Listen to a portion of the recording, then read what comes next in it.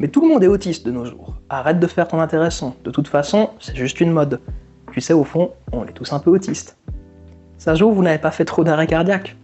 Bon, vous avez déjà entendu ou lu ce type de commentaires. Mais il y a un truc qui revient, c'est qu'on serait plus d'autistes qu'avant. Alors avant qu'on, je sais pas, mais si on dit 20, 30 ans, oui, la population mondiale étant passée de 5 à 9 milliards d'individus, forcément dans l'eau il y a plus d'autistes. Bon, j'arrête mes âneries car il y a des vraies explications, et spoiler, rien à voir avec une mode. En fait, la compréhension de l'autisme a augmenté ces dernières décennies. S'il y a encore 20-30 ans, c'était les gens les plus visibles qui étaient diagnostiqués, aujourd'hui les professionnels détectent mieux l'autisme dans ses formes diverses, et de manière plus précoce. Un élément important, c'est aussi que pendant très longtemps, les femmes ont été beaucoup moins diagnostiquées que les hommes.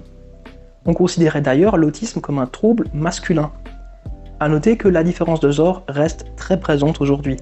3 à 4 hommes sont diagnostiqués pour une femme selon le DSM-5.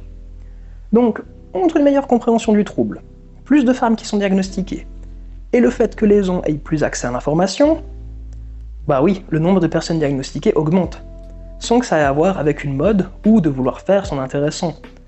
En règle générale, on ne se réveille pas un beau matin en se disant « Tiens, si j'avais un trouble neurodéveloppemental ». C'est un processus beaucoup plus long, et dans la grande majorité des cas, on s'est toujours senti différent des autres. Pour répondre au « on est tous un peu autistes », non, l'autisme c'est un ensemble de caractéristiques qui peuvent ressembler à des choses du quotidien, mais leur intensité et impact sur la personne est beaucoup plus grande. Quand quelqu'un d'autiste dit qu'il est hypersensible à la lumière ou au bruit, c'est pas juste « ça me gêne », ça peut littéralement être douloureux, voire déclencher une crise. S'il ne faut pas dramatiser l'autisme, et bien sûr montrer qu'on peut vivre une vie heureuse tout en l'étant, ça n'en reste pas moins un handicap, avec son lot de défis. Mais à force de sensibilisation et d'écoute, je reste persuadé qu'on pourra améliorer la qualité de vie de tout le monde, et qui sait, peut-être retirer certains défis comme devoir se justifier d'être autiste.